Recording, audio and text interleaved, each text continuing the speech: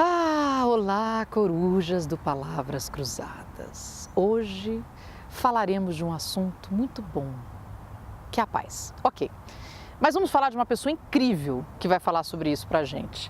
Esse aqui é um livro que eu peguei emprestado de um colega meu, indicação dele, inclusive, Érico Aires, repórter lá da Band, escrito pelo neto do Mahatma Gandhi. O nome dele é Arun Gandhi e o livro é A Virtude da Raiva e outras lições espirituais do meu avô Mahatma Gandhi. O assunto que ele traz aqui é a raiva. E logo aqui atrás vem escrito: não precisamos ter vergonha da raiva.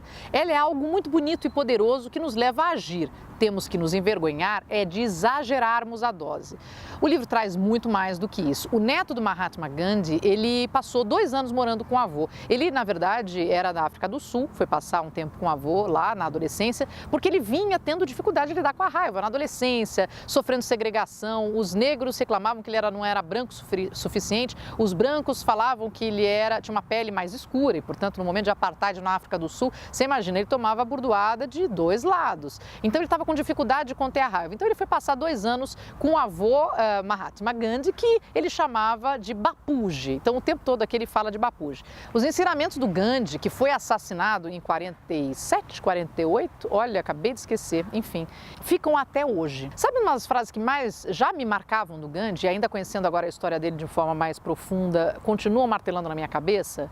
E lembrando que ano de eleição a gente tem um plus nesse sentido? Seja a mudança que você quer ver no mundo. Seja a mudança que você quer ver no mundo.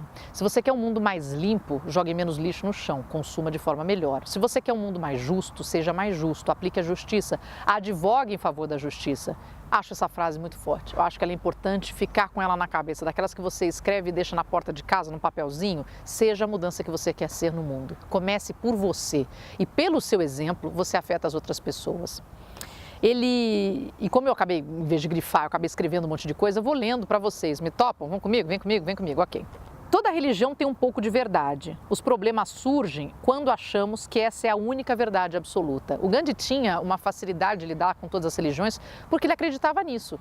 Todos estão em busca, independente do Deus que acreditam, das crenças que têm, a ideia que vai em direção à bondade, à união, à prosperidade do ser humano é a que vale. O problema é quando a gente exagera nisso. Eles moravam num ashram e eles faziam tudo, todo mundo limpava os banheiros e não importava que ele era neto do Gandhi, não tinha diferença nenhuma. Todos comiam a mesma comida, sentavam no mesmo lugar, assim, né, sem diferenciação, todos se ajudavam, não tinha gradação. O Gandhi só usava aquela roupa de algodão das pessoas mais pobres da Índia e ia encontrar com os líderes mundiais dessa forma. É claro que ele leva esse sacrifício quase de São Francisco, quer dizer, até mais do que São Francisco no tipo de roupa, lá para um nível da evolução dele.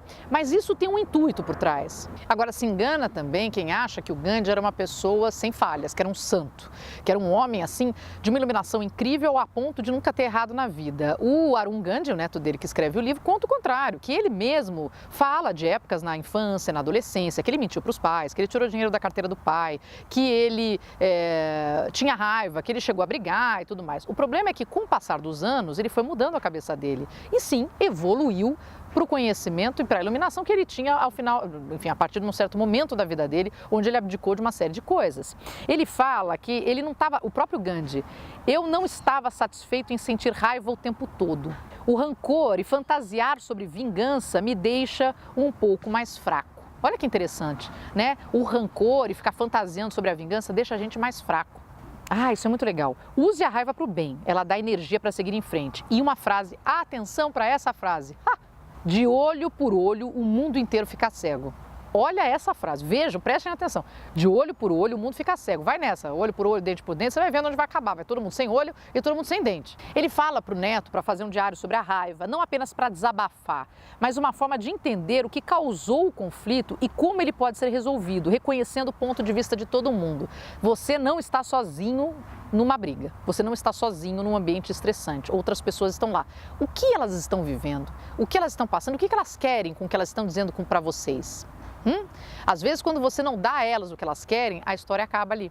Então é interessante isso. Eu já falei do comunicação não violenta aqui no Palavras Cruzadas. Quem não viu e se interessa por esse assunto, inclusive o Arun Gandhi faz, se não me engano, a abertura do Marshall Rosenberg desse comunicação não violenta, que é exatamente isso. É uma forma de você se comunicar para realmente ter uma comunicação. A violência não comunica nada, ela só atrapalha.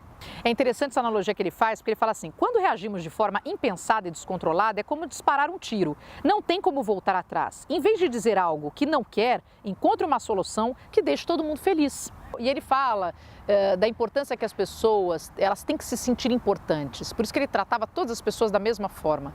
Da casta mais dos intocáveis, né, na Índia, que é a casta mais assim descartada pela humanidade na Índia, ele tratava da mesma forma com que ele tratava os chefes de Estado. Por quê? Quando as pessoas são descartadas como desimportantes, elas podem encontrar formas perigosas de demonstrar o seu valor. Quer dizer, não é por isso que ele trata as pessoas bem, mas ele chama atenção para isso, para a criação de terroristas, né? Você vai colocando as pessoas, mostrando para elas que elas são desimportantes, que a vida delas não importa, elas podem encontrar formas bastante violentas de mostrar a importância delas. E aí, por fim, ele fala uma frase muito legal. Hoje eu estou lendo bastante, né? Mas é porque eu acho que as frases já são tão marcantes que, enfim, vale ler o livro para entender a história do Arun com o avô e depois da morte do avô, como é que ele tocou a vida, como ele criou o instituto que tem em Nova York, que leva o nome do Gandhi, para propagar e continuar os ensinamentos do avô. Só para encerrar, eu vou dizer: primeiro eles ignoram você, depois riem de você, depois lutam contra você e então você vence. Cada um com a sua batalha, espero que isso sirva para você. Eu entendo que, assim, depois de ler esse livro, várias ferramentas interessantes de autoanálise, de lidar com os outros, que conversam também com a comunicação não violenta que eu tinha falado lá atrás, mas uma aula sobre o Mahatma Gandhi, não tinha me aprofundado tanto assim na vida dele. Estou interessada em ver o documentário que foi feito pelo David Attenborough lá atrás, mas que diz que realmente ganhou o Oscar, e eu fiquei impressionada com o que essa pessoa trouxe para o mundo, porque eu vi de longe, você conhece o nome Gandhi, mas se aprofunde um pouquinho na história dele, porque é muito enriquecedor. E claro, o que ele está pregando de longe é a coisa do seja igual a mim.